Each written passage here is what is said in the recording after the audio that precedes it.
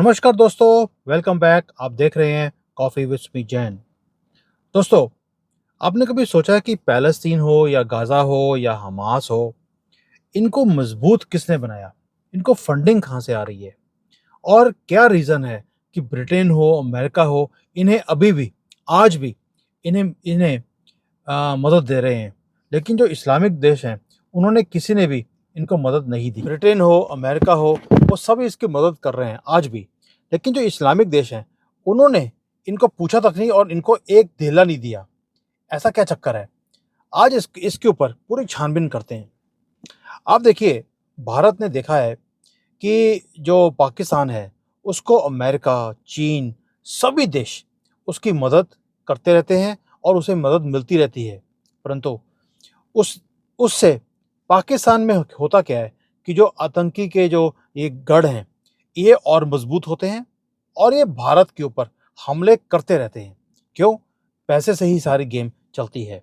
और यही हाल पैलेस्टीन का भी है, जिसे अनेक देशों से मदद मिलती है, लेकिन उसने अपनी धरती पर हमास को फलने दिया, फूलने दिया, जो आज इज़राइल के जो निर्दोष लोग हैं, उन्हें बेरहमी से उन्हें मार रहा है, नरसंहार कर रहा है।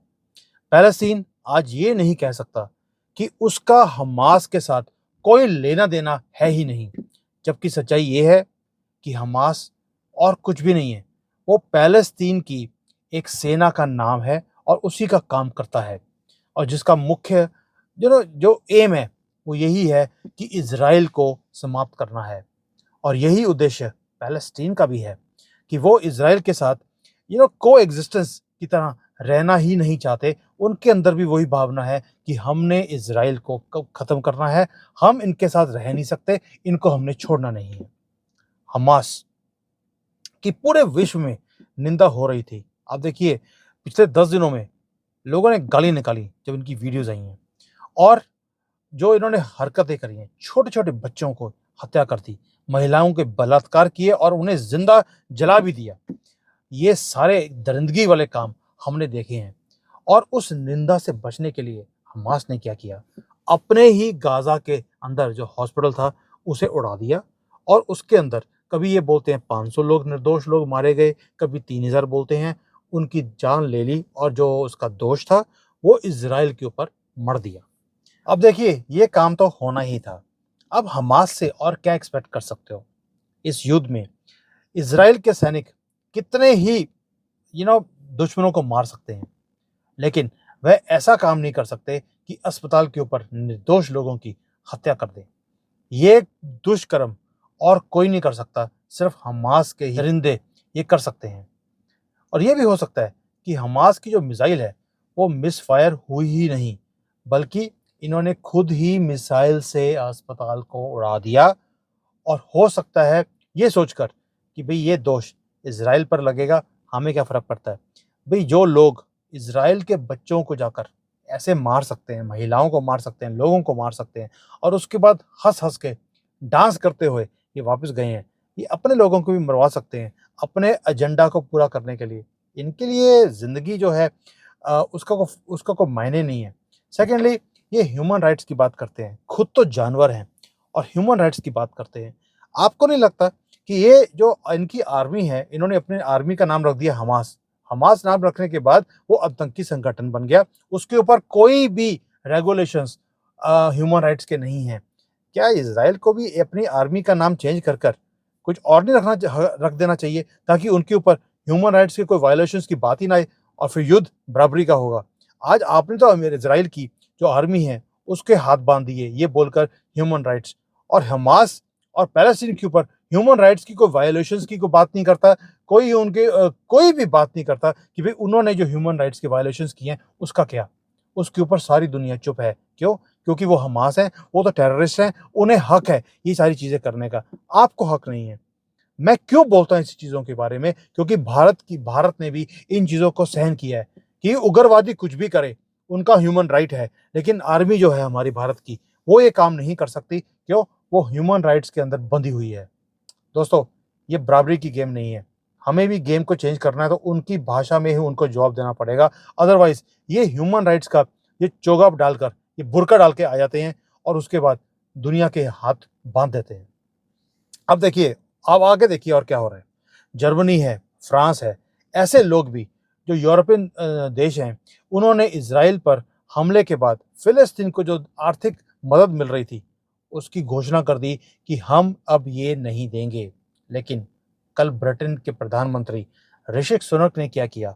उसने पैलेस्तीन को 10 मिलियन पाउंड की सहायता देने का ऐलान कर दिया और उसके बाद गाज़ा को $100 मिलियन अमेरिकन प्रेसिडेंट ने भी घोषणा कर दी। लेकिन प्रश्न वही खड़ा होता है कि क्या ये सहायता से हमास को और मजबूती नहीं मिल रही? क्या आप उसको मौका नहीं दे रहे कि भाई जा जो हथियार खरीदने और खरीद ले और इज़राइल को और तंग कर? और इससे होगा क्या कि इज़राइल के विरुद्ध ये फिर और जोर-शोर से खड़े हो जाएंगे। ऐसी सहायता की घोषणा ईरान समेत और जो इस्लामिक मुल्क हैं, उन्होंने तो दी नहीं और ये कभी देंगे भी नहीं। ईरान ईरान तो इज़राइल को रोज़ धमकी भी देता है, गाज़ा के ऊपर अगर तुमने हमला किया, तो हम सारे दुनिया के मुसलमान आपके पीछे पड़ जाएँगे। इज़राइल को धमकी देता है। लेकिन क्या आपने कभी भी मिडल ईस्ट की कंट्रीज़ हैं, इतने रिच कंट्रीज़ हैं, क्या आपने कभी सुना है कि उन्होंने कोई 10 मिलियन या 1 मिलियन डॉलर भी इनको दे दिए हों? कभी भी नहीं करेंगे। उन्होंने यहाँ तक तो क्या कि मदद देनी है, उन्होंने तो अपने दरवाजे तक बंद कर दिए कि भई हमें कोई भी वहाँ से आदमी हमारे कंट्रीज़ के अंदर नहीं आना चाहिए। और मुझे सबसे बड़ी हैरानी और क्या हुई कि जो भारत है, उसने भी ह्यूमन सहायता के रूप में सामग्री इज़राइल को भी भेज दी है और पैलेस्टीन को भी भेजी है। जबकि ये सारी कंट्रीज़ तो ये कुछ कर रही हैं, जॉर्डन है, इजिप्ट है, इन्होंने क्या किया? इन्होंने अपने बॉर्डर्स को सील करना शुरू कर दिया और बोल दिया कि हमारे यहाँ एक भी आदमी नहीं आना चाहिए। और ये सारे पैलेस्टीन वाले लोग कहाँ जाएँगे? ये फिर दोबारा से यूरोप में जाएँगे, अमेरिका में जाएँगे, वहाँ इन्हें घर दिए जाएँगे, पैसे दिए जाएँगे और फिर ये वहीं जाकर वही समस्या क्रिएट करेंगे जो इनसे पहले लोगों ने जाके करी है।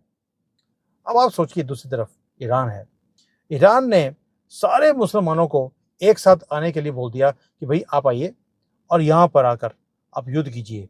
सारे मुसलमान एक हो गए हैं आज की डेट में और जो सभी मुसलमान हैं, ये दुनिया में जो कुछ हो रहा है उसके लिए तो बोलते हैं, लेकिन जब चीन में जो कुछ हो रहा है, उसके साथ बारे में क्यों नहीं बोलते जो उग्र मुसलमान के साथ हो रहा है?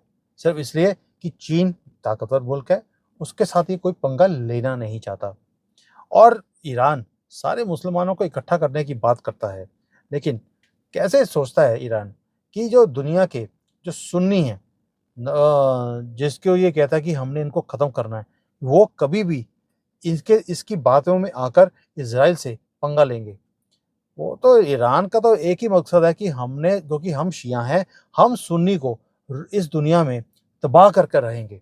तो ये कैसे एक धर्म से सोच लेते हैं कि जो शिया हैं सुन्नी हैं, वो ईरान की बात सुनकर इज़राइल के ऊपर हमला करने के लिए ईरान के पीछे खड़े हो जाएँगे। मुझे समझ नहीं आती इनका ये कॉन्फिडेंस आता कैसे है? जैसे पाकिस्तान वाले हैं, उनका भी कॉन्फिडेंस 7वें आसमान पर रहता है, वही हाल ईरान का भी है। सो दोस्तों, आपने देख लिया एक चीज़ कि जो दुनिया के लोग हैं ना, इनका भी दोगलापन है। उन्हें मालूम है कि हम जो ये मदद दे रहे हैं ईरान ये इसको पैलेस्टीन को बोलकर, ये पैलेस्टीन को नहीं, ये हमास को ये सपोर्ट है।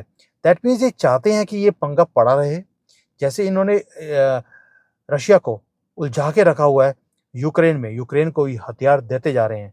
वही हाल ये हमास के साथ भी कर रहे हैं।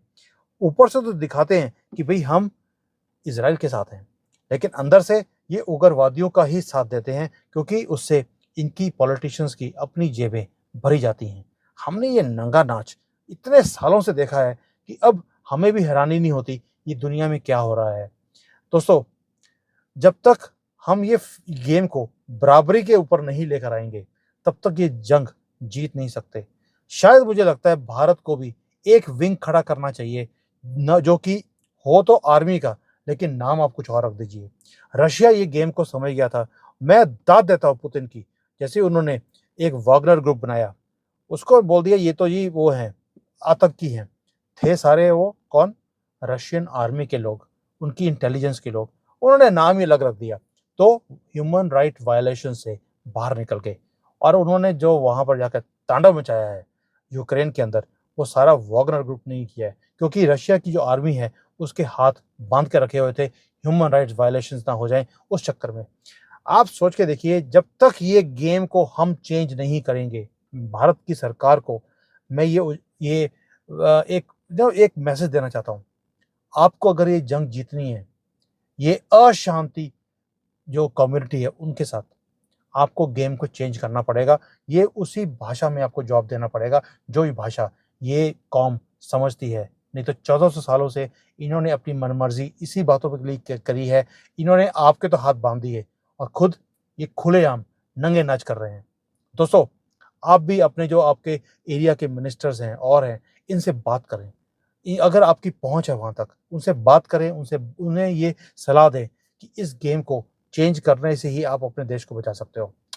जय हिंद, वंदे मातरम।